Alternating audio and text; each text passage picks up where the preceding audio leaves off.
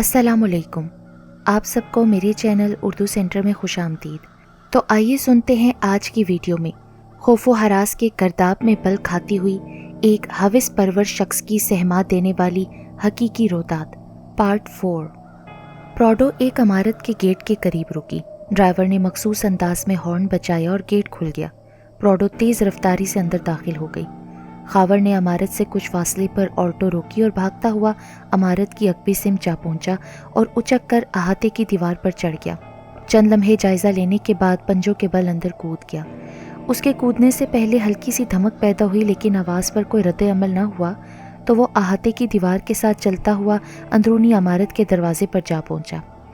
उसे हैरत इस बात पर थी कि अब तक उसका सामना किसी भी जी नफ्स से न हुआ था। कॉरिडोर भी सुनसान था। अंदर कतार में आमने सामने कमरों के दरवाजे थे। खावर ने होल्स्टर से पिस्टल निकालकर अपने हाथ में लिया और हर कमरे का दरवाज़ा चेक करने लगा। पहले तीनों कमरे लॉक थे। चौथे कमरे का दरवाज़ा हल्का सा खुला हुआ था। वो आहिस्तगी से कमरे में दाखिल हो गया। उस कमरे में डबल बेड पर कोई नुस्वानी वजूद औंधे मुंह पड़ा था। वो धड़कते दिल से आगे बढ़ा और लड़की को आहिस्तगी से सीधा किया। वो उसकी बीवी लैला थी, लेकिन उसे तो कुछ मुसल्लह अफराद सरेआम अगवा करके लाए थे। फिर वो कहाँ गायब हो गए? वो जज्बात से मगलूब होकर बिना सोचे समझे अंधाधुंध अंदर जा पहुंचा। ये उसे घेरने के लिए कोई जाल भी हो सकता था। ये सोचते ही उसने दरवाजे की तरफ मुड़ना चाहा, मगर अब उसे देर हो चुकी थी। अचानक उसे गर्दन में सुई की चुभन का एहसास हुआ और वो होशो खुर्द से महरूम हो गया। उसे जब होश आया तो खुद को एक कमरे के फर्श पर पड़े पाया। उसके हाथ पुश्त पर मजबूती से बंधे हुए थे, जबकि पाँव भी बंधे हुए थे। उससे कुछ फासले पर लैला भी उसी पोजीशन में बेदस्तो पा मौजूद थी। फ़र्क सिर्फ इतना था कि लैला के मुंह पर टेप लिपटा हुआ था, जिसकी वजह से वो बोलने से कासिर थी। उनसे कुछ फासले पर एक कुर्सी पर हशमत बेग टांग पर टांग रखे बैठा था। उसके करीब ही फ़ेरोज़ खान खड़ा था, जिसके हाथ में राइफ़ल थी।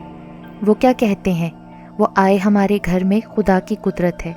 कभी हम उनको और कभी अपने घर को देखते हैं।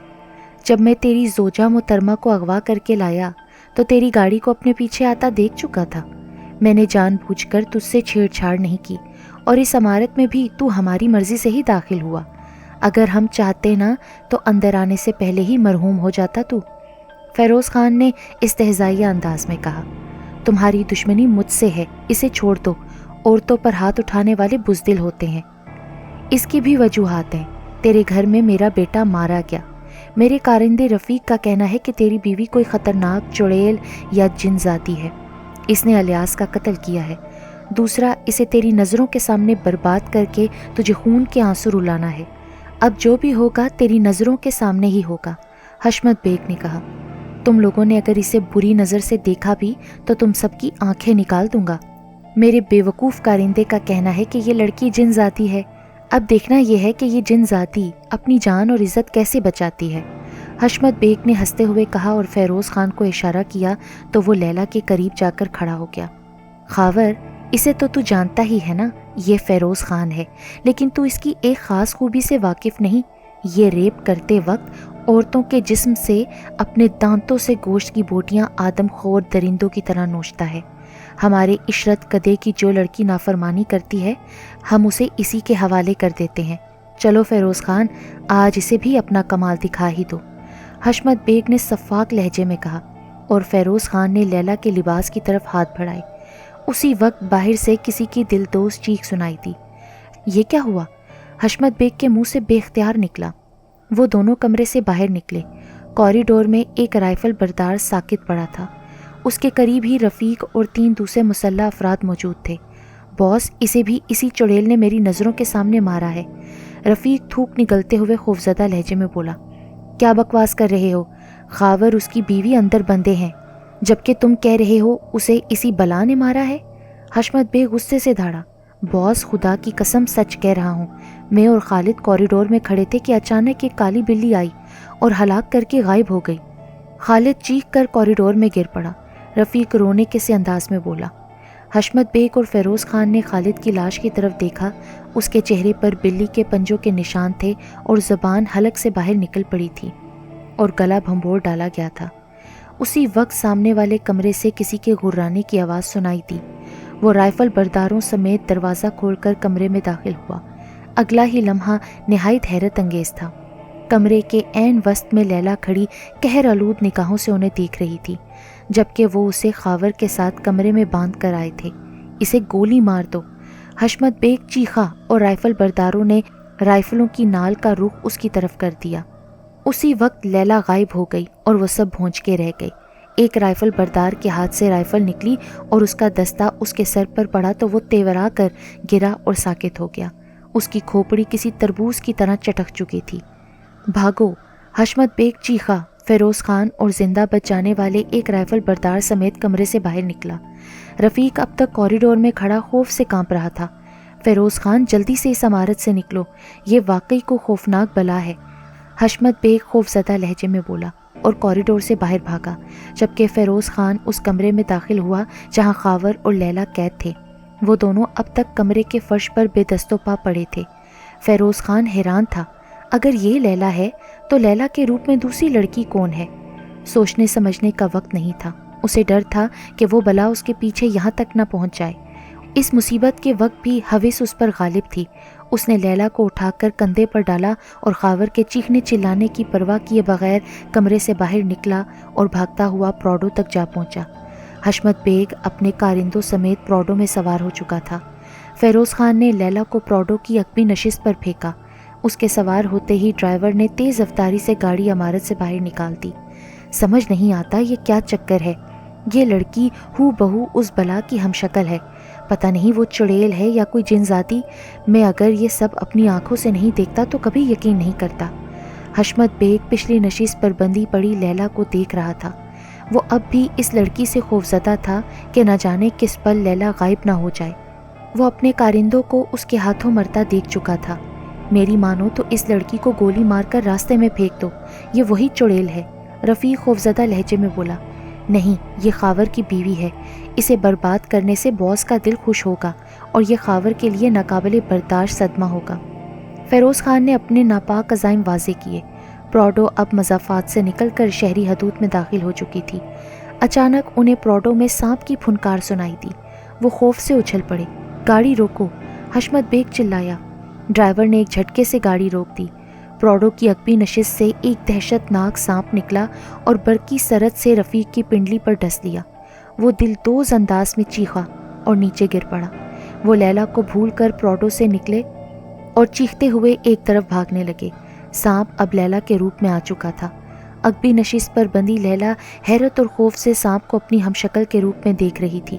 اس نے لیلا کے ہاتھ پاؤں کھولے، منہ پر سے ٹیپ ہٹایا اور بولی، مجھ سے ڈرو مت، میں تمہیں کوئی نقصان نہیں پہنچاؤں گی۔ ہم اس وقت شہری حدود میں ہیں، تم گاڑی سے نکلو اور رکشہ ٹیکسی میں بیٹھ کر اپنے گھر چلی جاؤ، مجھے ابھی خاور کو بھی آزاد کرانا ہے۔ یہ دیکھ کر لیلا کا خوف سے برا حال تھا۔ اس کے ذہن میں بہت سے سوالات مچل رہے تھے کہ اس کی ہم شکل یہ خوفناک لڑکی کون ہے، اس کا خاور سے کیا تعلق ہے۔ خاور لیلا کی محبت تھا۔ ٹرین میں پہلی ملاقات کے بعد سے وہ اسے چاہنے لگی تھی اور دن رات دعائیں کرتی تھی کہ خاور سے اس کی دوبارہ ملاقات ہو جائے۔ پھر ایک روز اسے لبنہ کی زبانی معلوم ہوا، کچھ لوگ اسے اغوا کر کے لے جا رہے تھے کہ خاور نے اسے بچایا، اور یہ بھی بتایا کہ خاور عجیب بہکی بہکی باتیں کر رہا تھا کہ لیلا اس کے گھر میں ہے اور اس کی بیوی ہے۔ آج لیلا مارکیٹ گئی تھی کہ سڑک پر اسے زبردستی اغوا کر لیا گیا۔ اغوا کرنے والوں نے اسے کلوروفارم میں بھیگا رومال سنگھا کر بے ہوش کر دیا۔ اسے جب ہوش آیا تو اس کے قریب ہی خاور بھی بندھا ہوا تھا۔ اسے حیرت اس بات پر بھی تھی، حشمت بیگ اور فیروز خان اسے خاور کی بیوی کہہ رہے تھے۔ خوف کے باعث اس کی ہمت نہیں پڑ رہی تھی کہ اپنی ہم شکل سے کچھ پوچھتی۔ وہ خاموشی سے پراڈو سے اتر گئی۔ ادھر پراسرار لیلا ڈرائیونگ سیٹ پر بیٹھی اور تیز رفتاری سے گاڑی چلاتی۔ عمارت کے سامنے پہنچ کر وہ پراڈو سے اتری اور اس کمرے میں جا پہنچی جہاں خاور بندھا پڑا تھا۔ خاور حیرت سے اسے دیکھ رہا تھا۔ اس نے خاور کے ہاتھ پاؤں کھولے۔ تم ان کے چنگل سے کیسے نکلی؟ تمہیں تو فیروز خان اٹھا کر لے گیا تھا نا؟ یہ وقت ان باتوں کا نہیں خاور، اس وقت یہاں سے نکلو، میں راستے میں تمہیں سب کچھ بتا دوں گی۔ یہاں کسی بھی وقت حشمت یا اس کے کارندے آ سکتے ہیں۔ وہ دونوں عمارت سے باہر نکلے اور پراڈو میں سوار ہو گئے۔ خاور نے گاڑی تیز رفتاری سے آگے بڑھائی اور پوچھا، اب بتاؤ، میں تو تمہیں گھر چھوڑ کر آیا تھا، پھر تم مارکیٹ کیوں گئی تھی؟ میں وہاں ضرورت کا کچھ سامان لینے گئی تھی کہ یہ خبیث وہاں پہنچ گئے۔ آگے کے حالات تم جانتے ہی ہو۔ پھر یہاں سے یہ مجھے اغوا کر کے لے جا رہے تھے کہ راستے میں ایک سانپ نمودار ہوا اور اس نے ان کے ایک ساتھی کو ڈس لیا۔ وہ مجھے چھوڑ کر بھاگ گئے۔ حیرت انگیز طور پر سانپ نے میری ہم شکل لڑکی کا روپ دھار لیا۔ وہ ہو بہو میری ہم شکل تھی۔ مجھے تو لگتا ہے وہ کوئی جن تھی۔ اس نے مجھے کوئی نقصان نہیں پہنچایا اور غائب ہو گئی، لیلا نے کہا، اور خاور اسے ناقابل یقین نگاہوں سے دیکھنے لگا۔ مجھے حیرت ہے یہ جن لڑکی کون ہے، لیکن ایک بات تسلی بخش ہے کہ وہ ہماری ہمدرد ہے۔ اس روز اس نے ہمیں گھر پر فیروز خان کے کارندوں اور الیاس سے بچایا اور آج یہاں ہماری مدد کی۔ وہ تمہارے روپ میں گھومتی ہے شاید، اس لیے یہ لوگ تمہیں جن سمجھتے ہیں، اور اس روز وہ جوگی بھی یہی کہہ رہا تھا نا؟ تمہیں فکر مند ہونے کی ضرورت نہیں ہے خاور، وہ ہمیں نہیں بلکہ ہمارے دشمنوں کو نقصان پہنچا رہی ہے، لیلا نے کہا، اور وہ خاموش ہو گیا۔ شہری حدود میں داخل ہوتے ہی خاور نے پراڈو روکی اور نیچے اتر کر ٹیکسی کے ذریعے گھر پہنچے۔ سریا بیگم ان کی طرف سے پریشان تھیں۔ ان کے پوچھنے پر بھی خاور نے سچ نہیں بتایا اور کہا کہ وہ گھومنے گئے تھے۔ وہ سچ بتا کر انہیں پریشان نہیں کرنا چاہتا تھا۔ فیروز خان اور حشمت بیگ اس دور دراز کے جنگل میں ایک جھونپڑی میں موجود تھے۔ ان کے سامنے جوگی بیٹھا اپنی سرخ آنکھوں سے انہیں گھور رہا تھا۔ فیروز خان کے اس جوگی سے دیرینہ تعلقات تھے۔ وہ کبھی کبھار جادو ٹونے کے لیے اس سے رابطہ کرتا تھا۔ اس وقت بھی وہ حشمت بیگ کو اصرار کر کے یہاں لایا تھا۔ فیروز خان، کیا مسئلہ ہے؟ جوگی نے پوچھا۔ جناب، ہمیں ایک چڑیل نے پریشان کر رکھا ہے، فیروز خان نے کہا اور اسے تمام تفصیل سے آگاہ کر دیا۔ جوگی نے کچھ لمحوں کے لیے اپنی آنکھیں بند کی اور پھر بولا، وہ چڑیل نہیں، ایک جن ذاتی ہے۔ وہ خاور پر عاشق ہے۔ اس نے خاور کو پانے کے لیے انسانی روپ دھارا اور اس کی محبوبہ لیلا کی شکل اختیار کر لی۔ وہ جانتی تھی کہ خاور لیلا سے محبت کرتا ہے۔ خاور اسے اپنے گھر لے آیا اور لیلا سمجھتے ہوئے اس سے شادی کر لی۔ میں نے اس جوڑے کو کوہسار مری میں دیکھا تھا۔ میں لیلا کو دیکھتے ہی سمجھ گیا تھا کہ یہ انسان نہیں، جن ذاتی ہے، لیکن خاور اس کے معاملے میں کسی بات کو ماننے پر تیار نہیں تھا۔ میں اس جن ذاتی کو قابو کرنے کے لیے خاور کے گھر بھی گیا تھا۔ اسے قابو کر لیتا، مگر اتنے میں خاور وہاں پہنچ گیا۔ نہ جانے خاور کے پاس ایسی کیا چیز ہے کہ میرا ہر جادو، ہر عمل اس پر بے اثر رہا۔ اس کے بعد سے میں نے ایک کٹھن جاپ شروع کیا جو کل رات ہی مکمل ہوا ہے۔ اب اس جن ذاتی پر قابو پانا کوئی مشکل نہیں۔ کل دن میں جب خاور ڈیوٹی پر ہوگا، میں اس جن ذاتی پر قابو پا کر یہاں لے آؤں گا اور ایسی جگہ لے جاؤں گا کہ وہ کبھی بھی تمہاری دنیا میں واپس نہ لوٹ سکے گی، بلکہ وہ میری غلام بن جائے گی اور تمہیں ہمیشہ کے لیے اسے آزادی مل جائے گی۔ حشمت بیگ شہر واپس لوٹ گیا جبکہ فیروز خان وہیں رکا۔ دوسرے روز سپہر کے قریب وہ خاور کے گھر کے سامنے موجود تھے۔ ہاں صاحب، کس سے ملنا ہے؟ چوکیدار نے فیروز خان سے پوچھا۔ وہ حیرت سے ان دونوں کو دیکھ رہا تھا۔ ان میں سے ایک جوگی دکھائی دے رہا تھا، گلے میں مختلف اقسام کی مالائیں تھیں، جبکہ دوسرا جدید تراش کے سوٹ میں ملبوس تھا۔ دونوں پیدل چلتے ہوئے ایک طرف سے آئے۔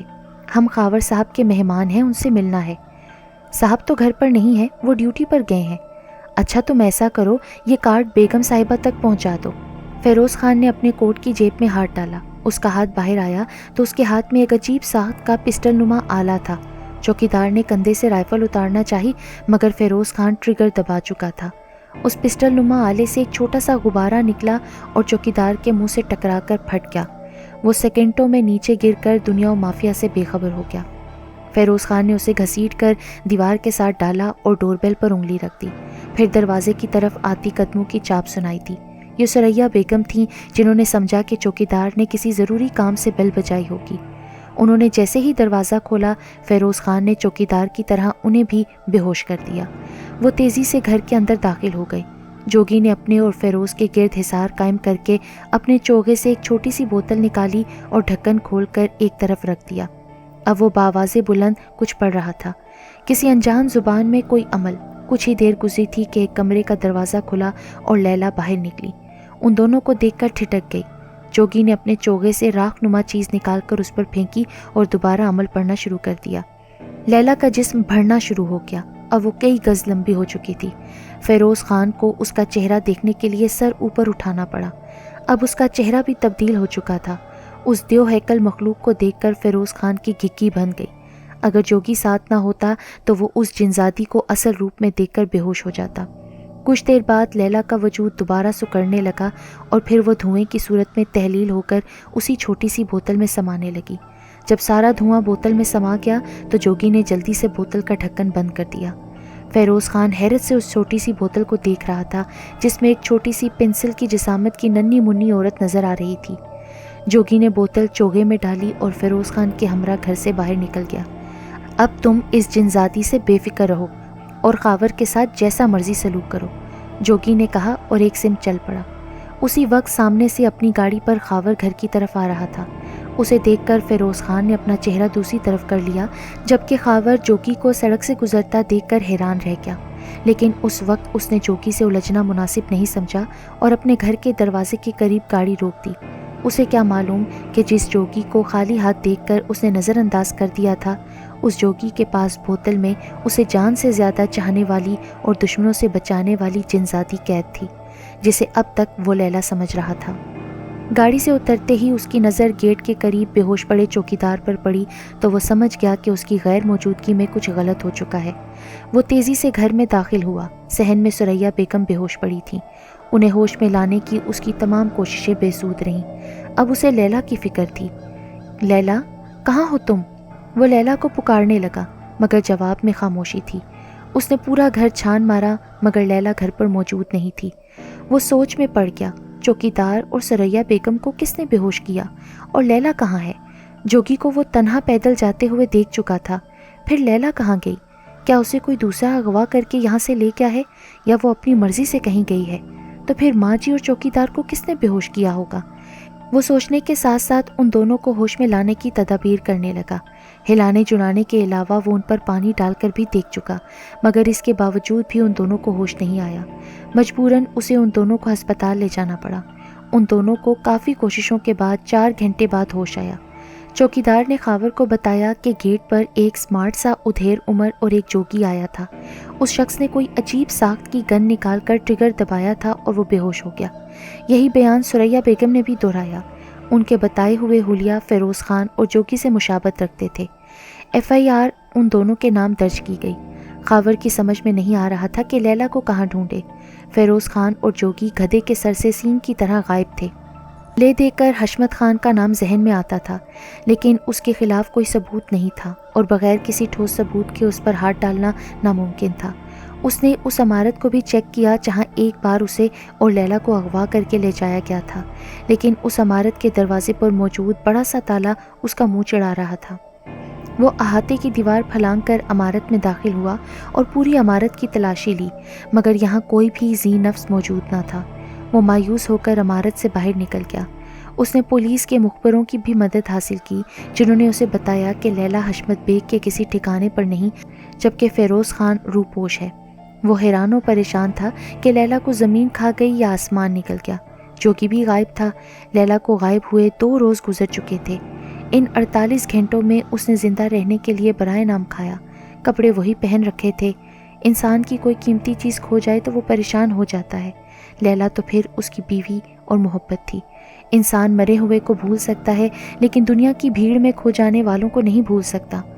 2 روز بعد وہ انجام سے بے پرواہ ہو کر حشمت بیگ کے آفس جا پہنچا۔ دیکھو حشمت بیگ، دشمنی ہمارے درمیان ہے۔ تم میرے باپ کے قاتل ہو۔ جس روز میرے ہاتھ ثبوت لگا تم جیل کی سلاخوں کے پیچھے ہوگے۔ تمہاری بہتری اسی میں ہے کہ اگر لیلا کو تم نے اغوا کرایا ہے تو تم اسے چھوڑ دو۔ وہ حشمت بیگ کے سامنے بیٹھا اس کی آنکھوں میں آنکھیں ڈال کر کہہ رہا تھا۔ ان دونوں کے درمیان میز حائل تھی۔ مسٹر خاور، میں تمہاری گیدڑ بھکیوں سے ڈرنے والا نہیں۔ اگر لیلا میرے پاس ہوتی تو میں تمہیں چیلنج دے کر کہتا کہ ہمت ہے تو اسے چھڑا لو۔ پہلے ہی میں نے جب اسے اغوا کروایا تھا تو سریعام ایسا کیا تھا۔ اس کے تم خود گواہ ہو۔ نہ ہی میں تم سے ڈرتا ہوں، نہ ہی تمہارے جیسا معمولی پولیس آفیسر میرا کچھ بگاڑ سکتا ہے۔ خاور خاموشی سے اس کے آفس سے نکل گیا۔ وہ لیلا کی تلاش میں سچ مچ کا مجنوں بن چکا تھا۔ غرض کہ اس نے لیلا کو ہر جگہ ڈھونڈا۔ چھٹے روز اسے یاد آیا، ٹرین میں پہلی ملاقات میں لیلا نے اسے بتایا تھا کہ وہ اور لبنہ فاطمہ جناح یونیورسٹی میں زیر تعلیم رہ چکی ہیں۔ وہ لیلا کے ماضی کے بارے میں جاننا چاہتا تھا کہ شاید اس طرح اسے لیلا کی تلاش میں مدد ملے۔ وہ یونیورسٹی جا پہنچا۔ پرنسپل ایک ادھیڑ عمر اسمارٹ سی خاتون تھی۔ خاور ان کے سامنے جا بیٹھا۔ میڈم، اس یونیورسٹی میں میری وائف لیلا اور اس کی فرسٹ کزن لبنہ زیر تعلیم رہ چکی ہیں۔ میری وائف پچھلے چند روز سے لاپتہ ہے۔ میں لیلا اور لبنہ کے پیرنٹس کا ایڈریس جاننا چاہتا ہوں۔ مسٹر، مجھے حیرت ہے، آپ کا کہنا ہے کہ لیلا آپ کی بیوی ہے اور آپ اس کا ایڈریس جاننے کے لیے یونیورسٹی آئے ہیں۔ میڈم حیرت سے دیکھتے ہوئے اسے بولی اور خاور نے اسے مختصر الفاظ میں لیلا کی روداد سنا ڈالی جسے میڈم حیرت اور دلچسپی سے سنتی رہیں۔ مجھے تو ایسا لگ رہا ہے کہ آپ مجھے کوئی فلمی کہانی سنا رہے ہیں۔ بہرحال میں آپ کو لیلا کے پیرنٹس کا ایڈریس نہیں دے سکتی، یہ ہمارے رولز کے خلاف ہے۔ میڈم یہ کسی کی زندگی کا معاملہ ہے، ہو سکتا ہے اس طرح مجھے لیلا کی تلاش میں کوئی مدد مل جائے۔ میں چاہتا تو سرکاری حیثیت سے بھی آپ سے پوچھ سکتا تھا، لیکن میں آپ سے ریکویسٹ کر رہا ہوں، پلیز، یہ میری زندگی اور موت کا معاملہ ہے۔ لیلا کے باپ کا نام ہارون کمال جبکہ لبنہ کے باپ کا نام سجاد علی تھا۔ سب سے پہلے وہ لیلا کے گھر پہنچا۔ وہاں گیٹ پر لگا تالا دیکھ کر اسے مایوسی ہوئی۔ اس نے قریب ہی دوسرے مکان کی ڈور بیل بجائی۔ دروازہ ایک بوڑھے شخص نے کھولا اور اسے سوالیہ نظروں سے دیکھنے لگا۔ جناب، میں آپ کے پڑوسی ہارون کمال صاحب سے ملنے آیا تھا، ان کے گھر پر تالا لگا ہوا ہے۔ بیٹا، پچھلے ہفتے ہارون کمال صاحب کا انتقال ہو گیا تھا، ان کی اہلیہ اپنی اکلوتی بیٹی کو لے کر گاؤں چلی گئی ہیں۔ بوڑھے کا جواب سنتے ہی خاور حیران رہ گیا۔ لیلا نے اس سے کہا تھا کہ اس کے والدین کا انتقال ہو چکا ہے، لیکن اس نے جھوٹ کیوں کہا تھا؟ اور پھر یہ بزرگ بتا رہے تھے کہ ہارون کمال کی بیوی اپنی بیٹی کے ساتھ گاؤں چلی گئی ہے۔ یہ گورکھ دھندا اس کی سمجھ سے بالاتر تھا۔ بیٹا، شاید تم ان کے رشتہ دار ہو؟ جی، میں ان کا داماد ہوں۔ پر لیلا بیٹی کی تو ابھی شادی نہیں ہوئی، نہ ہی اس کی کسی سے نسبت طے ہوئی ہے۔ بوڑھے نے اسے مشکوک سی نگاہوں سے دیکھا اور کہا۔